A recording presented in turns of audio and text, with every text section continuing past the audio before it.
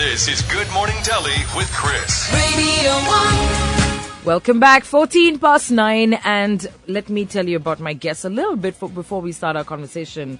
So as I was telling you, he was judged among the most powerful HR professionals in India last year. I'm talking about Dr. Aquil Busrai, graduated in commerce with a distinction, obtained his MBA from Xavier Labour Relations Institute, where he was awarded the J.M. Kumarappa Gold Medal for ranking first. He later passed his LLB and an advanced diploma in training and development. He was awarded a PhD in April 2012. He has spent 50 years, traveled all around the world, worked all around the world, and he's here in Delhi. And he is, of course, he's in consulting now. Good morning, Aquil. How are you doing? Thank you, Chris. This exciting thing to be in a studio like this for a professional HR person. Yeah. So you've done television, but radio, it's a debut for you. So, Dr. Aquil, I'm going to come right down to that first question, and that, how does one get to be the most powerful HR professional in India? What does that feel like? Well, I think the word powerful is misplaced where human resources is concerned. There's nothing like power. What I would say is that when you are effective, that's what makes a big difference. And I think the journey, if I were looking back at 42 years in career, has been, in one word, simply exciting. Simply exciting. I wanted to be in human resources. And that wanting to be and being there is a very big thing in life. Right. I'd got into IIM.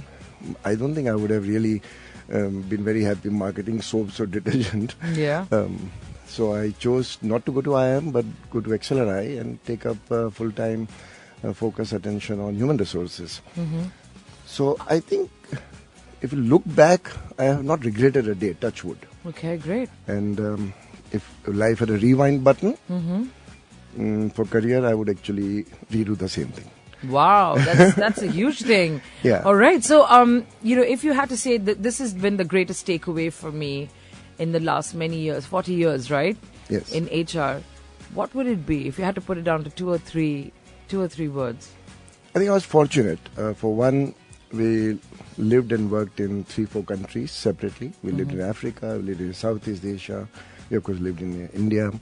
But most important, I had the opportunity to work in about 16 different cultures, right, from Korea, Japan to Australia and ASEAN. I think that was an eye-opener. When you work with different cultures, then you realize in human resources that people issues are actually same. Doesn't matter what color they are in, which country they are in, which continent they are in. There's a basic foundation of human issues are almost same across the spectrum of a globe. Big learning. Okay. But I guess the most important message, if you ask me, is that making impact to business is very important for human resource professionals. Okay. We're going to come back, talk some more with Dr. Aquil Busrai, and he's going to talk about his involvement with SHRM, which is why he's here, the Society for Human Resource Management. Stay tuned. It's over to the police. The band, of course. I was talking about the band. Every breath you take. This is Good Morning Delhi with Chris. Radio 1. Capital cities, you're safe and sound, and you'll get all the sound that you need right here on 94.3 Radio 1. It's 9:24. Joining me this morning to talk about business and human resources place in business. I've got Dr. Aquil Busrai. He's the CEO of Aquil Busrai Consulting, and he's here to talk about SHRM, the Society for Human Resource Management. And, we have been talking about SHRM for the last 1 week, because we've been giving you a chance to head for their annual conference that's happening on the 25th. And we're giving you one seat every day. These are pricey seats. And Dr. Busrai, thank you so much for joining us. So tell us about your involvement with SHRM, how you involved with them. Well, SHRM is actually, full acronym of that word is Society for Human Resource Management, and it's a US-based. It was founded back in 1948. It's pretty well established. I've been associated with many organizations of bodies, professional bodies, but this is one unique one because it operates in 160 countries. Right. With about 270,000 members, which makes it one of the largest conglomerate of HR professionals. Yeah. And I'm on their India board, which Okay. I think is now in India for over 7 years. Doing some really good quality work behind the scene. Okay. One thing good is that they're not too much of making hoo-ha out of what they're doing. Right. But in thought leadership, creating value material for HR profession, upgrading their HR skills to certification, and creating material which will upgrade the HR profession is what they're doing. So, and this conference that is coming up by the end of this week is something that is a good gathering of HR professionals. Right. Not only from the speaker's point of view, but among the interactions that people get to know each other, networking. So SHRM plays a very major role, and I only hope that they play a bigger role, because in India, as we go increase our economic footprints and aim for higher growth, one differentiating factor, Chris, will be how we manage our people resources. And I'm not giving a motherhood statement. No, I know. Because all other I know there's so much that will go behind that statement. Absolutely. And see, It'll be a all culture. other differentiators like capital, which was at one time a differentiator, technology, which was a differentiator, market penetration was another differentiator, all have been equalized. Yeah. Capital is available, Yeah. technology can be bought, Yeah. market penetration with 2 clicks away, you Yeah. are from any product or service Right. away. There can be a the only standardization there. Yeah, and only differentiating factor is how you manage people. Yeah. So if you look at organization success today, people have same resources available. Right. But how they manage people who the manage same those people, resources right.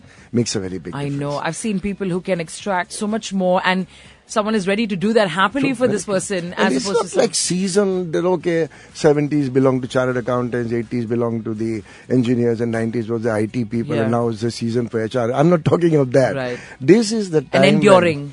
This is a time when people management, and it's not HR profession that should manage people. Okay. We're going to come back and talk to Dr. Aquil Busrai. He's going to tell us about the 5 things organizations, HR leaders, business leaders can do to connect better with their employees. Stay tuned. We're coming back with that. And also, I've got on the other side, gym class heroes, Adam Levine, Stereo Hearts. This is Good Morning Delhi with Chris. Radio 1. Just gotta love Debbie Harry from Blondie. That was called Maria. It's 9:41. Hello, good morning, and thank you for joining me. So, also joining me in the studio is Dr. Aquil Busrai. He's a CEO of Aquil Busrai Consulting, and he's here to talk about his involvement with SHRM. I told you, the Society for Human Resource Management, and he has been honored with the title of being the most powerful HR professional in India last year at the Asia Pacific HRM Summit in Singapore. Dr. Busrai, 40 years you studied for this, for this discipline, and you have been working in this discipline for the last 40 years. I want to understand from you, because we promised and we tell the listener about what are the 5 things organizations, business leaders, HR heads can do to connect better with their employees. What do you think? You've had such a varied experience. What does it all come down to? Well, if I were to synthesize in 5 thoughts, Chris, while I may be very up to date with technology and play with a lot of toys and gadgets, there's one area I'm very conservative, and I'm glad I am. The H in human resources is very important. The human part.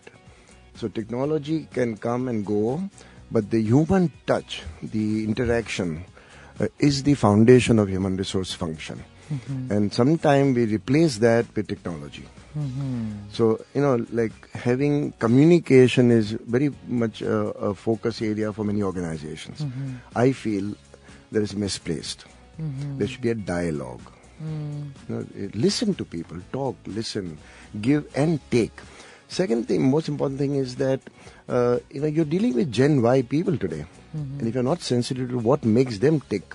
I have a young daughter who's now in HR profession, and sometimes I wonder whether when she was choosing a career, was I listening? She had a clear mind.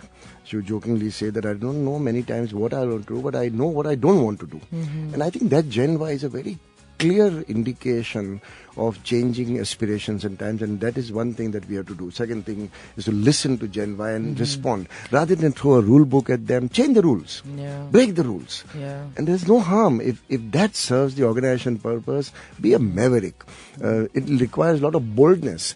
I'm not saying be completely philanderer, but be maverick. Break the rules. Make new rules to suit the customer. Who's the customer? Gen Y. And if they need flexi hours, give them flexi hours. Wow. Why not? Yeah. Forget organization rules. Yeah. If you do what they want, they will do what organization wants. Wow. Bottom line, organization interest supersedes all interests.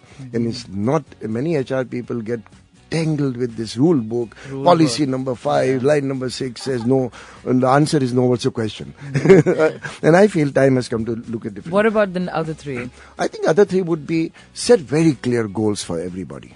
Rather than give this vision statement, mission statements, have very specific goals and connect that with what I feel one most important factor is give differentiated award. Don't make everybody little happy. When they are doing well, give them very high rewards. And those who are not doing well, be ruthless, kind but ruthless. Don't give them rewards. Give them less rewards. That is the way to keep high performance culture alive in any organization. You will make sure that people who perform very well will do better. If you have a culture where everybody is made a little happy, good people will leave faster. Right.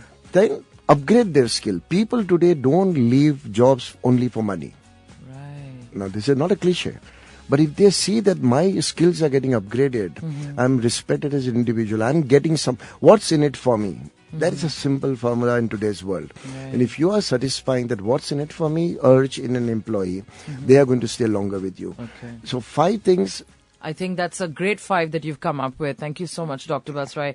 We're going to come back, have more conversation. And I also wanted to get him to talk about, to share some perspectives or thought around the session that he'll be moderating. And that is, the question is HR truly becoming a business partner? That's what we'll take up with Dr. Busrai. Stay tuned, coming back. Right, Asa Base with All That She Wants, and we played that song because Dr. Aquil Busrai, who is my guest this morning, came with a laundry list of songs that he wanted me to play for him, and I put that in. Is there any message for your wife and daughter who may be listening right now, Dr. Busrai? Well, they must be amused. What am I doing on a radio show? Okay, good. Okay, do you want to say hi to them? Yeah, of course. Okay. Hi, yes. Okay, that's great. Public radio to, do something that you ordinarily do in front of someone. So, Dr. Busrai, we brought up the question of, you being someone who's been in the function for such a long time. But let's face it, is HR adding value to that balance sheet ultimately? Because the service that HR provides or does is so hard to quantify. But I think that would be or should be the ultimate aim of human resources, isn't it? Yeah, if you're talking about, in your comment earlier before the song started, you said, is HR becoming a business partner? Frankly, Chris, I find that question itself very amusing. Do we ask whether marketing is a truly business partner in any organization? No. Do we ever ask that? Why is that? Why? Do we ask finance is a truly business partner? Why do we single out HR to ask till date, is HR a truly business partner? Have you thought about it? Of course I thought about it. I think maybe the genesis would lie back in the way we in HR have behaved ourselves. We have been accused, and sometimes rightly so, of just policing a policy. Rule books are important, custodians of policies, and it's HR like manual, a Nandi bull, the SMP. Yeah, the SOPs must be done, and all the forms must be in triplicate. Now, I'm not being very derogatory about HR profession. No. I belong to one, and I'm very proud of that.